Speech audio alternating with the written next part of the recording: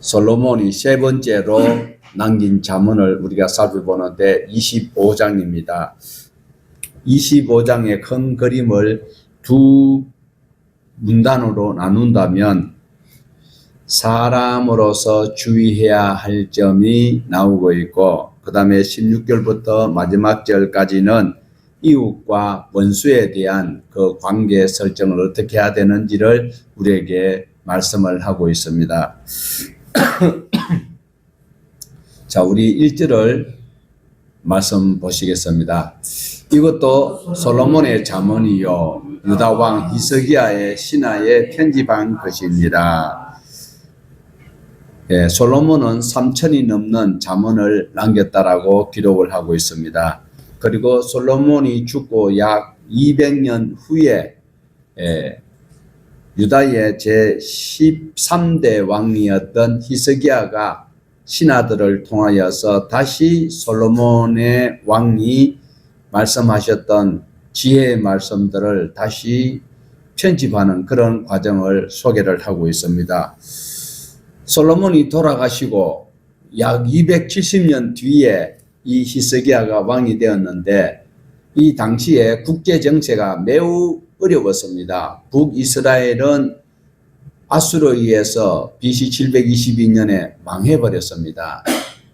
그러나 아직까지도 남유다도 아수르에 대해서 공격을 받고 있습니다. 사네립이라는 사람이 와서 여러 가지로 협박하고 나라가 심히 어려운 이때에 태평치세를 누렸던 위대한 왕 다윗이나 솔로몬 왕은 어떻게 하였을까를 신하들을 통하여서 그 역사를 살피며 또 극복해야 했던 이런 말씀들을 살피면서 다시 재편집한 그것이 오늘 솔로몬의 잠언인데, 유다 왕 히스기야, 유다의 13대 왕 히스기야가 신하들로 통하여서 편집한 것이다. 그럼 이 신하들은 오늘날 우리가 알고 있는 것처럼 조선시대의 세종대왕 때 집현전과 같은 그런 기관을 통하여서 하나님의 말씀을 연구하였을 것으로 보고 있습니다. 왕의 명령으로 잠언들을 모아서 기록하였지만 여기에는 분명히 왕에 대한 관계와 신하에 대한 이야기들도 있다라는 겁니다. 그리고 10장에서 22장까지의 2차의 솔로몬의 잠언이 있었던 것을 계속 3차 솔로몬 잠언 우리가 25장에서 보는데도 나오고 있다, 반복되고 있다라는 것입니다. 자, 우리 2절을 보시겠습니다. 이를 숨기는 것은 하나님의 영화요, 이를 살피는 것은 왕의 영화니라. 이를 숨기는 것이 하나님의 영광, 영화라고 말씀하고 있습니다. 하나님께서 하신 일을 하나님이 다 드러내면서 생색을 내지 않고 있다라는 겁니다. 하나님께서 은혜를 우리에게 주셨는데 그 은혜에 대해서 우리가 스스로 깨달아서 하나님 앞에 감사하기를 원하시는 거예요. 엎드려서 절받기를 원하지 않는다라는 거예요. 우상 숭배자들은 우상은 자기가 만들어 놓고 자기가 거기에다가 필요한 것들을 구하며 생색을 내고 있지만 하나님은 그렇지 않다라는 거예요. 하나님께서 하신 일을 우리는 절대로 다 헤아릴 수가 없다라는 거예요. 간혹 여러분들이 경험하실 수도 있어요. 옛날에는 자동차들이 거의 다 수동 기어로 이래 넣어요. 그러면 운전할 줄 아는 사람들이야 별것 아니지만 모르는 사람이 옆에 타고 가는데 보면 운전사가 이야기하면서 노래 부르면서 핸들을 돌리면서 이거를 막 작동하는 거 보면 희한하다 모르는 사람은 그럴 수밖에 없습니다. 하나님이 누구신지를 우리가 알 수 있고 하나님을 이해할 수 있다면 하나님이 아니다라는 거예요.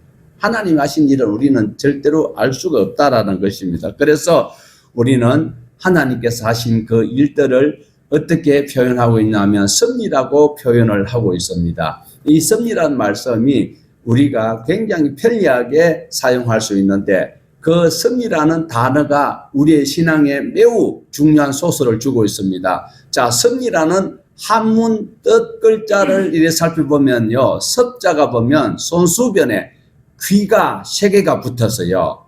그래서 하나님이 손수 만든 것을 잘 들어야 된다.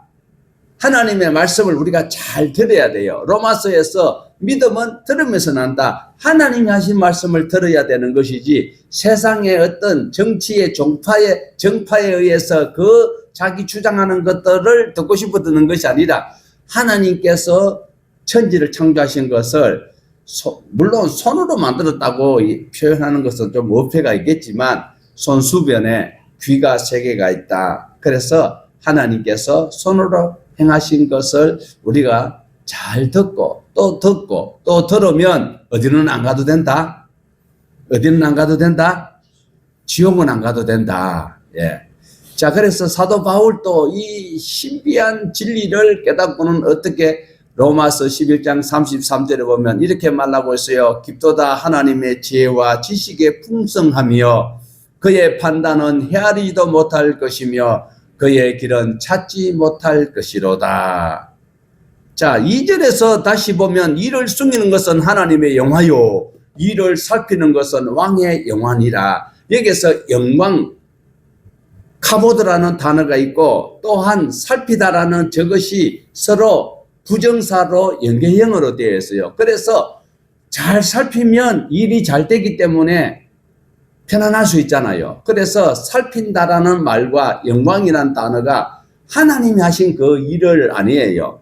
왕이 할 수 있는 것은 바로 잘 살펴야 돼요. 잘 살피고 잘 듣고 잘 다스리면 어떻게 해요? 좋은 날을 볼 수 있다. 이것을 바로 하나님께서는 영광, 카보드와 하카르를 연계시켜서 세상의 왕들은 하나님의 말씀을 잘 듣고 또 이렇게 조사를 잘하고 탐색을 잘하고 또 이렇게 시험을 하면 무슨 일이 생긴다? 바로 왕은 딴 게 아니에요. 심판을 잘해야 되는 거예요. 자기 민족들이 억울한 일이 생기지 아니하도록 재판을 통하여서 억울한 일이 생기지 않도록 잘 살피는 그것이 바로 영화를 볼 수 있는 2절의 이 말씀을 우리에게 소개를 하고 있습니다. 그래서 다시 우리 잠언 25장 4절에서 5절 말씀을 우리가 보시도록 합니다. 은은 찌꺼기를 제하라. 그리하면 장색에 쓸만한 그릇이 나올 것이요 왕 앞에서 악한 자를 제하라. 그리하면 그의 왕위가 의로 말미암아 견고히 서리라.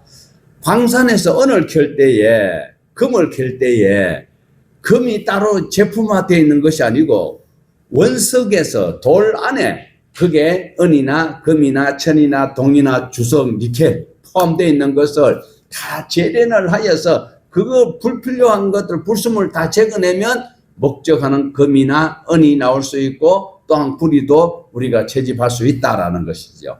그러면 어떻게 해요? 모든 불필요한 것을 다 제거해야 된다. 여기에서 왕은 어떻게 해요? 자기 나라가 견고하려면 악한 것들 제거를 해야 돼요.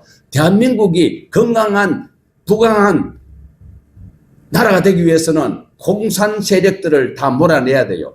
그리고 게으른 악한 노조들을 다 몰아내야 돼요.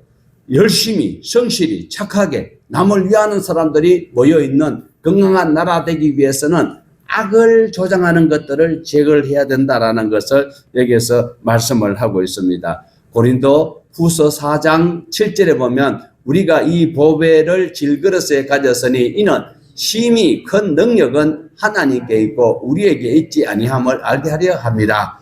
왜 뜬금없이 고린도후서 4장 7절을 제가 예문을 듣느냐 하면 우리 인간도 그릇이다라는 거예요. 내가 깨끗해야 되는 거예요. 내가 하나님의 말씀으로 담을 수 있는 말씀을 담을 수 있는 그릇 되기 위해서는 내 속사람이 깨끗해야 되고 내 그 사람의 그 모든 은행 심사도 변화되어 갈 때에 그 모든 것은 하나님께 사용될 수 있는 금그릇이 될 수 있다라는 것입니다. 불순물을 제거를 해야 되는 거예요. 왕도 자기 마음에 있는 자기가 하고 싶어 하는 것을 제거를 하고 악을 제거를 해야 돼요. 악을 제거를 할 때에 건강한 나라를 유지할 수 있다라는 것을 말씀하고 있어요. 무엇보다도 악을 제거를 해야 돼요. 불로소득을 추구하는 자들을 제거해야 되는 거예요. 모두가 열심을 낼 수 있는 자들. 의가 국가에 반영된다면 그 나라는 하나님으로부터 구함을 받을 수 있을 것입니다. 세 번역으로 5절과 6절과 7절입니다. 우리 같이 보십시다. 왕 앞에 스스로 높은 채 하지 말며 높은 사람의 자리에 끼어들지 말라. 너의 눈앞에 있는 높은 관리들 앞에서 저리로 내려가라 는 말을 듣는 것보다 이리로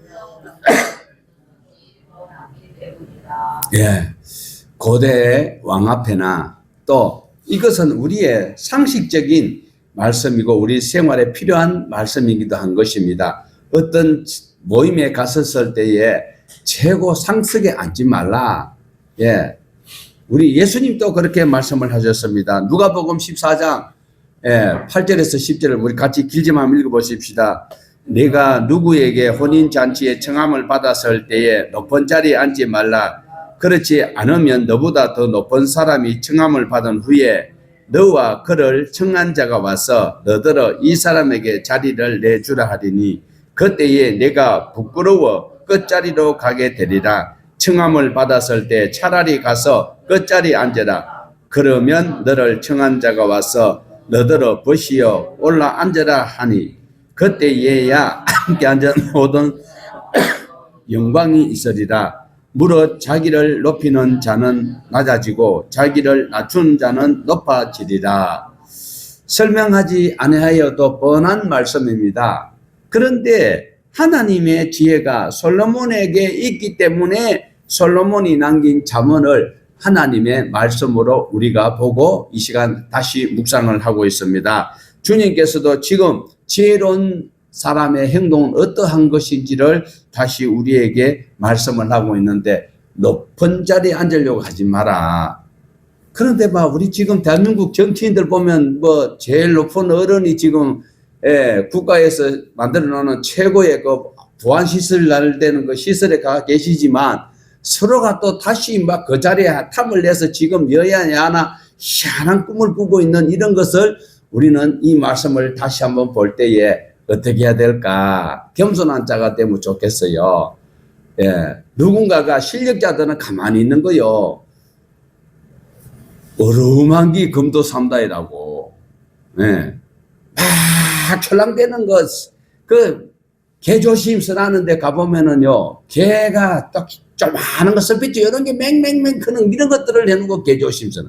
진짜 개는요, 개조심 안 써놔도 돼요. 한번 그럼 온 동네가 찌릉찌릉 하는데, 그러니까 촐랑대지 말고 점잖하게 있어라.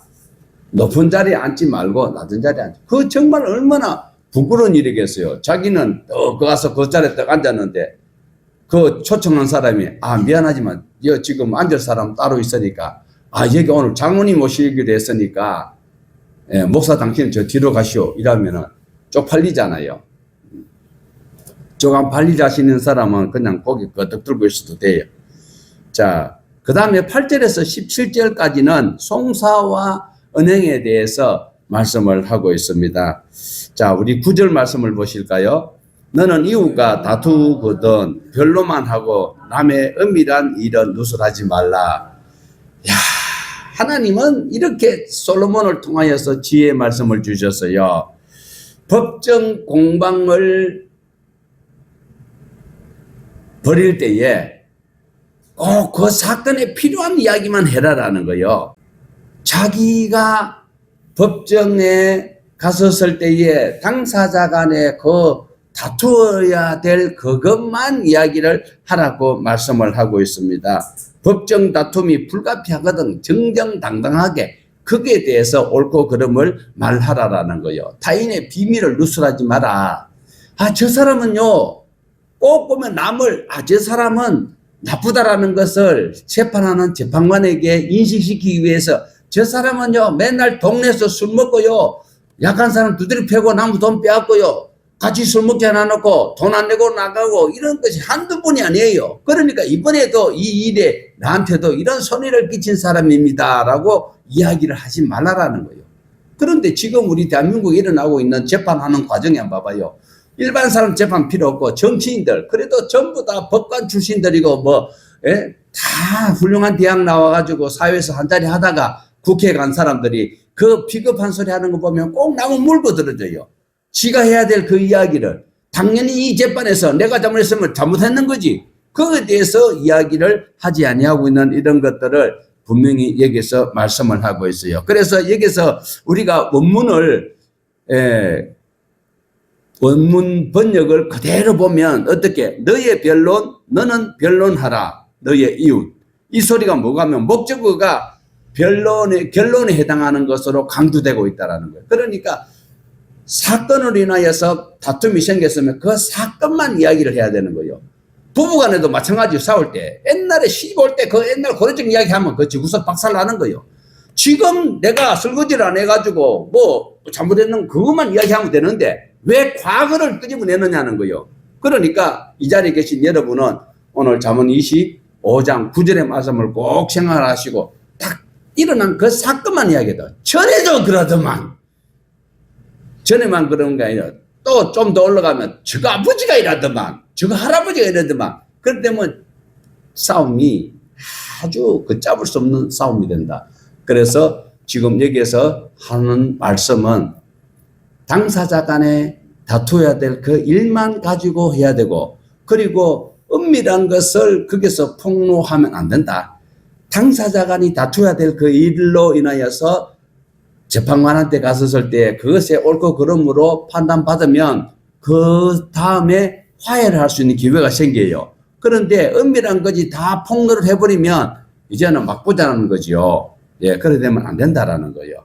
그래서 선을 넘는 인신 공격은 해서는 안 된다. 아셨죠? 예, 할렐루야. 자, 우리 11절을 보시겠습니다. 경우에 합당한 말은 아로새긴 언쟁반의 금사관이다. 기가 막힐 정도로 묘하고 아름다운 표현입니다.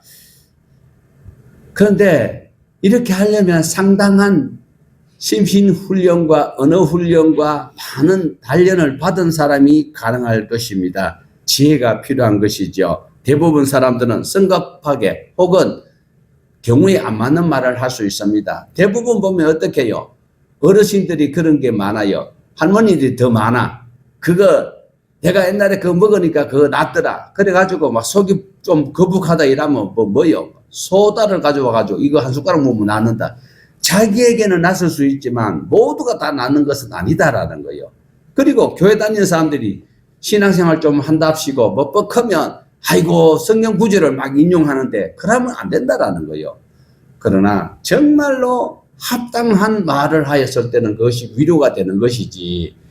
자, 저기에서 보면 아로새긴 언쟁반의 금사관이라 이걸 가지고 또 학자들은 엄청 또 자기의 어떤 실력을 뽐내고 있는데 쟁반을 만들 때에 새겼는 것인가 쟁반 안에 있는 금사관을 새겼는 것인가 은을 가지고 쟁반을 만든 것인가 하나님은 그것이 중요한 것이 아니라 경우에 합당한 걸 이야기를 하라라는 거예요.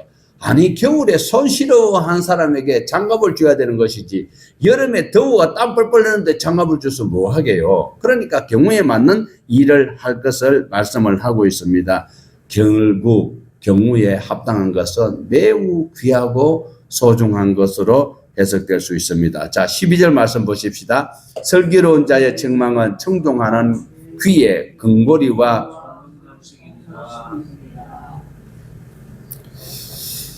자, 아무리 슬기로운 책망이라 할지라도 듣는 사람이 귀하게 여기지 않으면 그것은 무용지물이 될 수밖에 없습니다.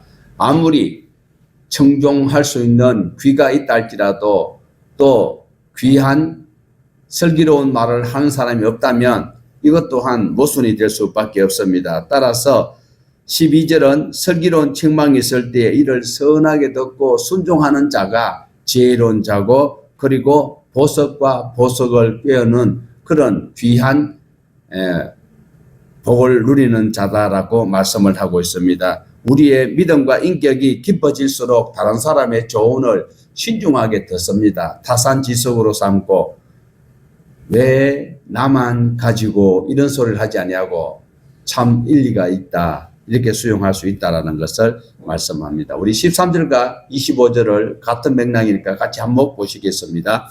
충성된 사자는 그를 보낸 이에게 마치 주수하는 날에 얼음 냉수 같아서 능히 그 주인의 마음을 시원하게 하느니라. 먼 땅에서 오는 좋은 기별은 목마른 사람에게 냉수와 같으니라. 자, 우리나라에서도 마찬가지입니다. 여름에 보리타작할 때에 그 시원한 거 뭐요?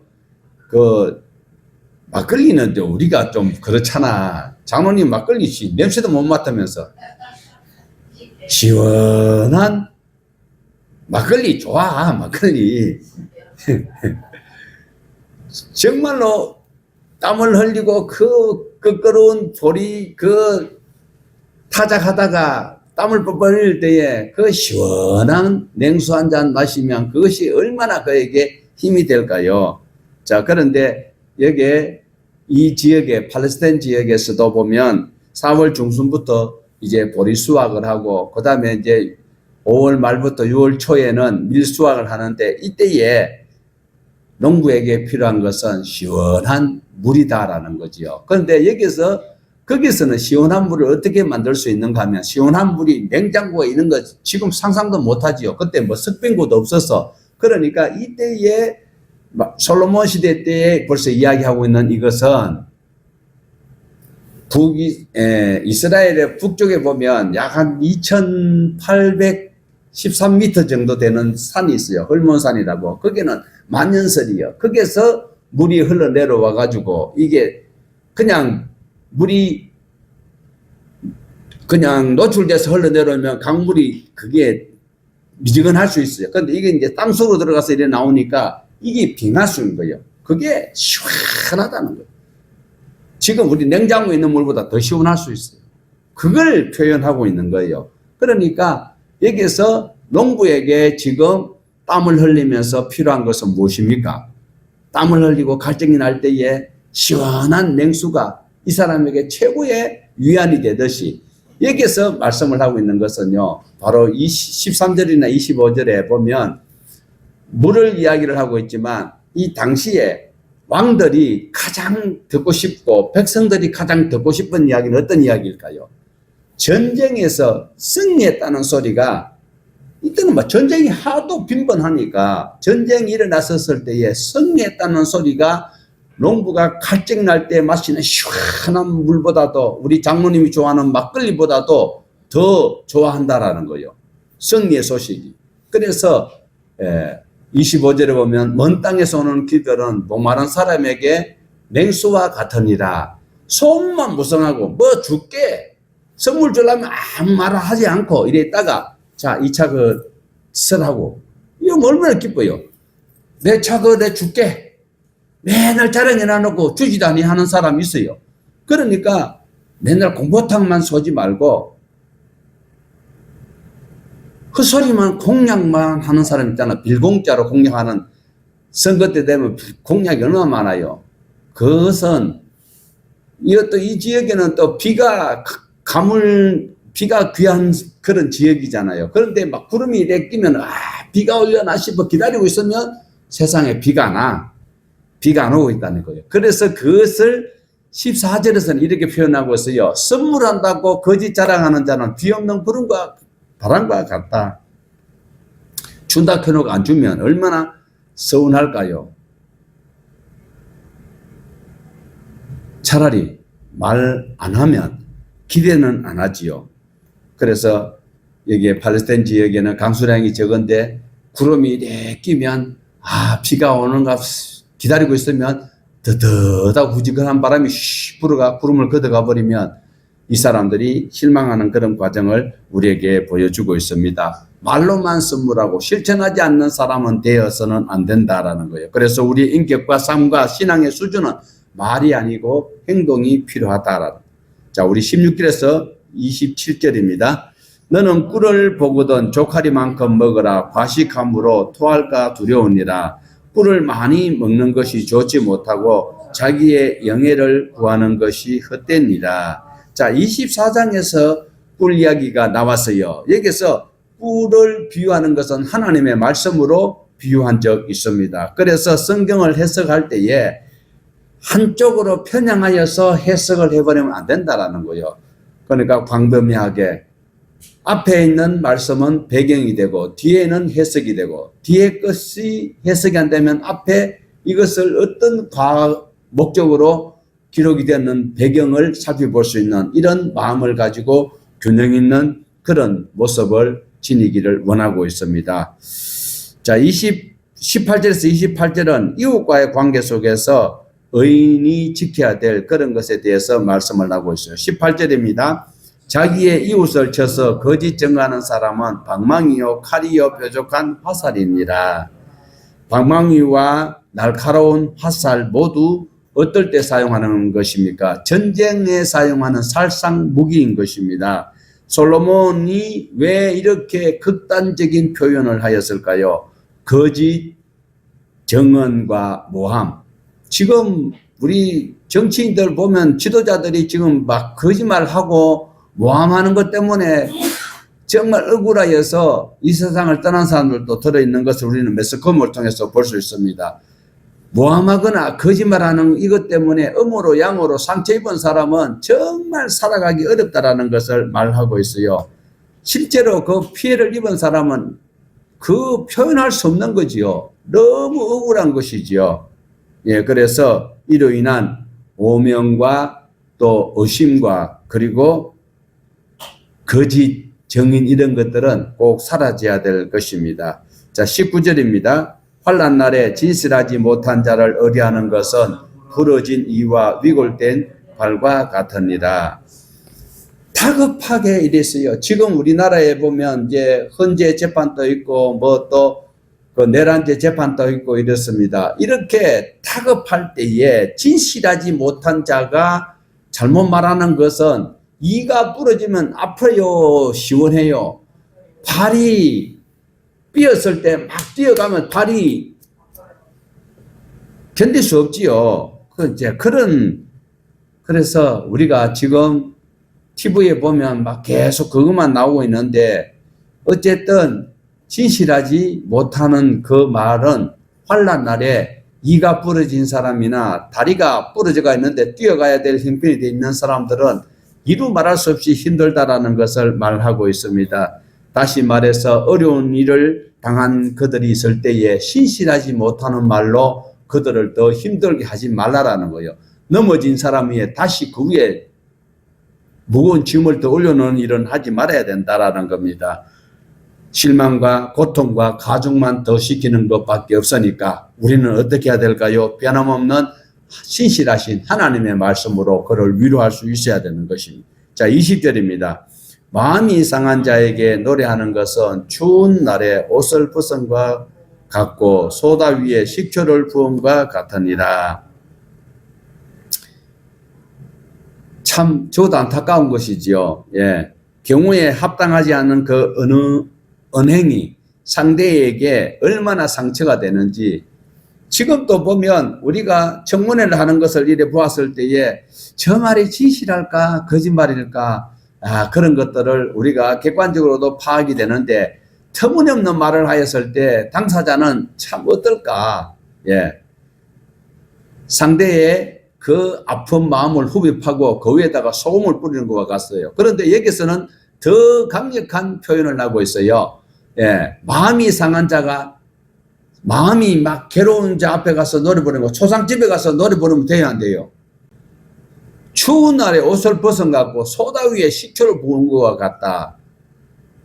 베이킹 파우더 위에다가 소다를 부으면 뭐해야 되고, 부 올라오는.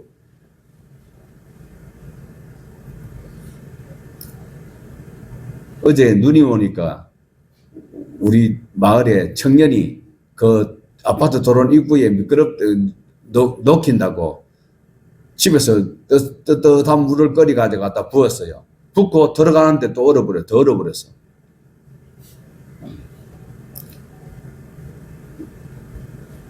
하나님의 백성으로서는 적절치 않는 이야기를 하면 안 된다라는 것은 명백하게 20절에서 말씀을 하고 있습니다. 이웃이 원수처럼 여겨질지라도 굶주리고 있으면 먹을 것을 주라라고 하나님은 분명히 말씀하셨어요. 그랬을 때 원수 갚는 것은 하나님께서요. 로마서에 보면 내가 배고파하는 그 사람에게 먹을 걸 주고 마실 걸 주면 그 머리 위에 숯불을 올려놓겠다라고 하나님이 갚으신다라는 겁니다. 자, 우리 28절 보시겠습니다. 자기의 마음을 제어하지 않는 자는 성읍이 무너지고 성벽 없는 것과 같으니라.